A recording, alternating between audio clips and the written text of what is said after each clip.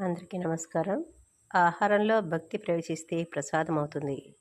ఆకలికి భక్తి తోడైతే ఉపవాసమవుతుంది. నీటిలో భక్తి ప్రవేశిస్తే తీర్థమవుతుంది. యాత్రకి భక్తి తోడైతే తీర్థయాత్ర అవుతుంది. సంగీతానికి భక్తి కలిస్తే కీర్తనమవుతుంది. గృహంలో భక్తి ప్రవేశిస్తే దేవాలయం అవుతుంది. సహాయంలో భక్తి ప్రవేశిస్తే సేవ అవుతుంది. మనలో భక్తి ఉంటే పుణ్యకర్మ అవుతుంది. భక్తి ప్రవేశిస్తే మనిషి మనీషి అవుతాడు. కాబట్టి భక్తి మనలో ఉంటే నిజమైన మనిషిగా తయారవచ్చు. కాబట్టి భక్తి అనేది అందరిలోనూ ఉండాలి. భక్తి వల్లే ముక్తి కలుగుతుంది. భక్తి వల్లే తోటి వారికి సహాయ సహకారాలు దొరుకుతాయి. నిజమైన మనిషి మనిషిగా మారాలంటే ప్రతి మనిషిలోనూ భక్తి తప్పనిసరిగా ఉండాలి. అందరికీ నమస్కారం. ఓం నమో వెంకటేశాయ. అందరికీ నమస్కారం. ఆహారంలో భక్తి ప్రవేశిస్తే ప్రసాదమవుతుంది. ఆకలికి భక్తి తోడైతే ఉపవాసమవుతుంది. నీటిలో భక్తి ప్రవేశిస్తే తీర్థమవుతుంది. యాత్రకి భక్తి తోడైతే తీర్థయాత్ర అవుతుంది. సంగీతానికి భక్తి కలిస్తే కీర్తనమవుతుంది. గృహంలో భక్తి ప్రవేశిస్తే దేవాలయం అవుతుంది. సహాయంలో భక్తి ప్రవేశిస్తే సేవ అవుతుంది. మనలో భక్తి ఉంటే పుణ్యకర్మ అవుతుంది.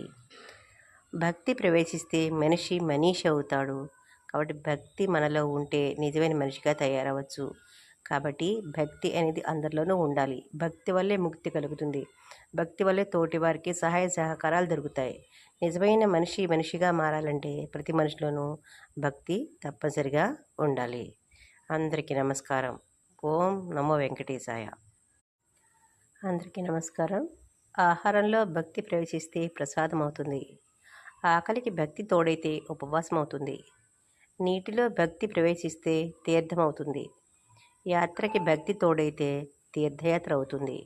సంగీతానికి భక్తి కలిస్తే కీర్తనమవుతుంది.